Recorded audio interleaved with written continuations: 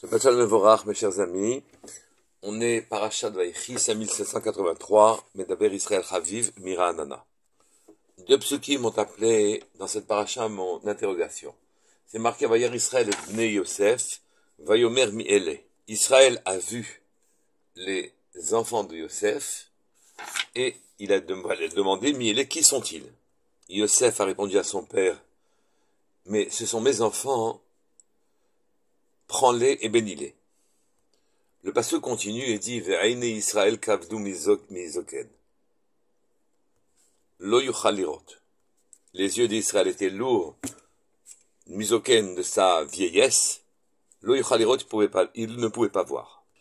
Mais on voit un peu plus loin que le patriarche avait toute sa tête, toute sa raison, puisque Vaishlach Israël et Yemino, il a lancé sa main droite. Vayachet al rosh Ephraim, et il l'a posé sur la tête de Ephraim, alors qu'il était le moins âgé, c'était pas l'aîné, mais Ménaché était l'aîné. Yosef lui a dit, mais tu te trompes. Et Israël lui a répondu, Yadati bni Yadati, je sais mon fils. Gam hu lehi eleam, lui aussi, il sera un grand peuple. On voit ici en tout cas qu'il y a quelque chose d'incompréhensible, car Israël, le patriarche, Yaakov, avec toute sa tête, avec toute sa raison, puisqu'il a croisé les mains de manière à bénir en premier celui qu'il souhaitait, qu'il n'était pourtant pas l'aîné.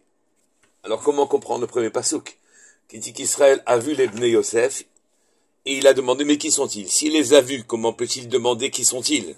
Rachi répond à cette question en disant non, en vérité il voulait les bénir et donc il avait une vision spirituelle.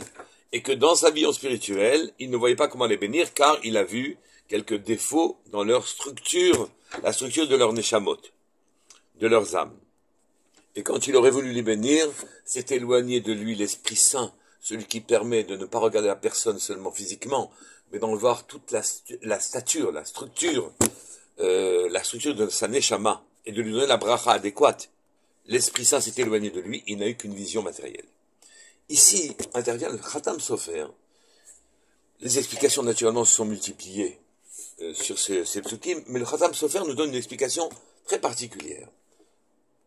Rashi nous dit que quand Yosef a vu que son père, le patriarche Yaakov, n'avait plus l'Esprit Saint qui planait sur lui, n'avait plus cette vision profonde et prophétique, alors il a prié, il a été Mvakesh Rachamim, il a demandé la miséricorde d'Hachem, il a prié pour lui, et Akadosh Baruch Hu a fait revenir l'Esprit Saint, il a pu bénir ses fils.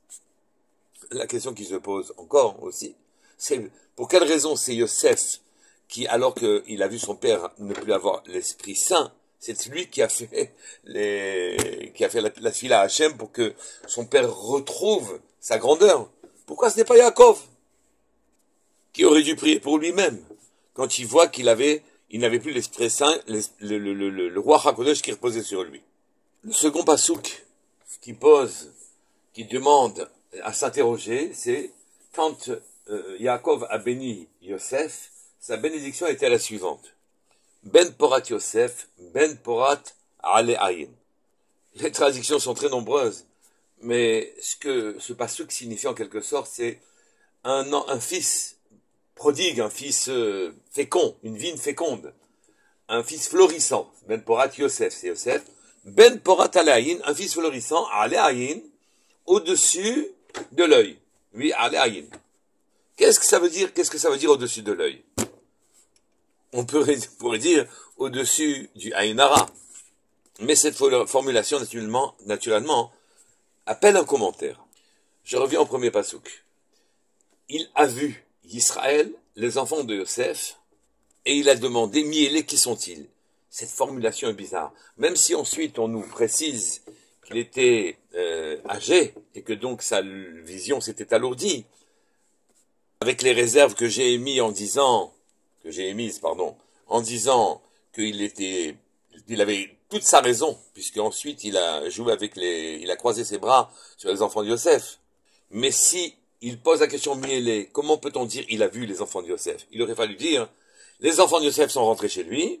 Il a demandé qui sont-ils, ses yeux étaient lourds de son âge avancé, et Yosef lui a indiqué c'est ses enfants, ça aurait été normal. Comment comprendre la formulation de ces psukim? Et pourquoi seulement Yosef prie pour qu'il retrouve le roi HaKodesh? Le Khatam Sofer répond, une réponse magnifique. Il dit en vérité, Yosef avait toujours un regard bien au-dessus des choses naturelles. Je m'en expliquerai un peu plus loin. Il ne se limitait pas à l'image, aux formes, aux couleurs que l'on voit et aux réflexions qu'elles suscitent. Il voyait jusqu'au profond de l'âme des personnes qui étaient en face de lui. Ses petits-fils ont étudié sans arrêt Ephraim et Menaché avec lui. Il les connaissait parfaitement. Il ne pouvait pas ne pas les reconnaître. Sauf que, si l'on dit le Khatam Sofer, qu'en permanence il avait une istaklout, un regard au-delà des choses naturelles, au-delà du naturel, à ce moment-là il avait l'habitude de voir Ephraim et Menaché de manière surnaturelle, un regard sur la profondeur de leur âme. Et quand le Passouk dit Vayar Israël et Bnei Yosef, et Vayomer et Miele, quand il a vu les Bnei Yosef, il a dit mais qui sont-ils? C'est qu'en vérité, là on voit qu'il avait perdu le roi HaKodesh, dit le Khatam Sofer. Là on voit que son regard n'était qu'un regard physique, et il s'est demandé mais qui sont ces personnes? Il avait perdu le regard profond quand il avait souhaité les bénir. Et Yosef lui dit ce sont mes enfants, tu as étudié avec eux, mais tu ne les regardais que dans leur spiritualité, leur profondeur, tu voyais la stature, leur neshama, tu voyais, et aujourd'hui, tu ne les vois que matériellement. Et pourquoi Yosef, lui, a demandé Rachmanout, a demandé la miséricorde des cieux pour que son père retrouve le roi HaKodesh, et puisse les voir comme il les voyait auparavant, et puisse leur donner sa bracha? Pourquoi c'est Yosef qui devra prier pour son père? Pourquoi Yosef particulièrement? Le Likutei Halachot nous donne une explication merveilleuse sur la bracha de Yosef. Il faut lire en vérité que Yosef était florissant dans la matérialité, il était roi. Dans la spiritualité aussi, il était florissant, Ben Porat, Aléaïn, car son œil montait, il était Oléaïn. Son œil ne regardait pas les choses matérielles. La vie matérielle de Yosef a été pendant longtemps un véritable désastre. Ses frères étaient jaloux de lui. Il a fait des rêves de grandeur. Il a été vendu en esclave en Égypte. Il a passé 12 ans en prison. Et pendant toutes ces années-là, il n'a pas perdu sa grandeur. Il a gardé le souvenir de ses rêves. Et il regardait ses rêves comme un ordre divin de devenir roi de l'Égypte et de voir ses frères, puis toute sa famille avec son père se prosterner à lui en Égypte.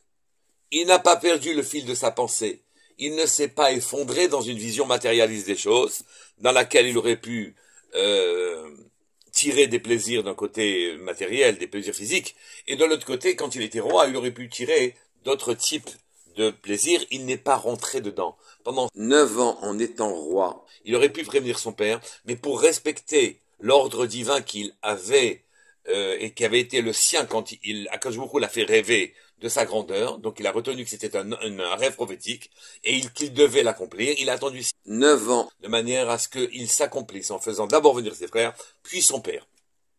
En tant que roi, il avait évidemment une vision matérielle des choses, mais en tant que tzaddik, il avait une vision profonde. Et en vérité, il jonglait, il jouait de l'une et de l'autre de ces visions. D'un côté, une vision spirituelle parfaite où il voyait la profondeur des âmes, et de l'autre côté, un jeu politique parfait en tant que vice-roi, où il voyait la matérialité des choses normalement. Yosef donc, qui avait cette vision, qui est décrite comme Ben Porat Yosef Ale Ayin, il faut lire Ole Ayin, qui montait au-dessus de l'œil, qui était au-dessus, pas de l'œil du Ayin Hara, mais qui était au-dessus de l'œil, qui était capable de voir au-delà des représentations que fournissent notre œil, que fournissent nos yeux. C'est-à-dire que nos yeux nous donnent une représentation relativement grossière de la matérialité, et on a su la mettre en équation, on en connaît les couleurs, on en connaît les formes, on sait décrypter, on sait mettre en équation les formes de manière mathématique, les couleurs on les comprend aussi, on a fait des rapprochements pour connaître la psychologie à partir du moment où on regarde le visage. Tout ceci est bassement matériel. Yosef lui regardait le monde d'Hachem, le monde des Malachim. Il avait un regard très au-dessus de la matérialité et qui lui fournissait toutes les informations qui lui ont permis d'être ce qu'il a été.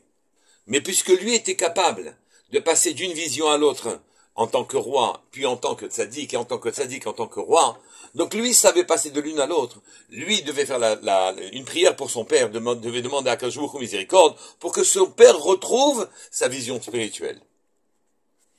Et les yeux de Yaakov ont pu retrouver la vision profonde et spirituelle, comme c'est écrit, et c'est comme ça qu'il faut comprendre l'expression, Ve'enu Israël kavdu mizoken, c'est qu'en vérité les yeux d'Israël étaient lourds de la sagesse. Ça y est, après la prière de Yosef, et il a pu à ce moment-là bénir ses fils, bénir les fils de Yosef. Dans le Kirat Shema, on dit Velotaturu acharei levavchem ve'achalei einechem. Celui qui s'abîme dans une vision purement matérielle et très précise sur le plan matériel, finalement, va réunir et va être collecte toutes les connaissances actuelles que nous avons sur le plan scientifique, philosophique, psychologique. Et à ce moment-là, la vision matérielle réunie par les savants, entre guillemets, des peuples, cette vision matérielle va nous envahir, on ne pourra pas y échapper. La façon de voir du monde nous en sommes prisonniers. C'est ça que l'on dit. Velotaturu, ne suivez pas vos yeux, car ils vous entraîneront votre cœur à ne penser, à ne voir que selon les choses matérielles. Et à partir de ce moment-là, s'interdit à vous la vision spirituelle. Nous avons fini le Sefer Bereshit. L'histoire est écrite. C'est l'histoire des Avot, des pères. On les appelle les pères parce que désormais, tous les événements qui vont suivre ne sont que les conséquences des principes établis par leur propre vie. C'est pour ça qu'on les appelle les pères. Eux nous ont enseigné comment voir le monde et ne pas suivre notre cœur. Il faudrait qu'à la fin du Sefer Bereshit et désormais dans les autres parachiotes, nous ayons la force de mettre un bémol à notre envie de regarder les choses de manière matérielle et de se sentir prisonnier des schémas, des fonctionnements, des compréhensions du monde pour développer une compréhension juive. Shabbat Shalom et Vorach. Kol Tov.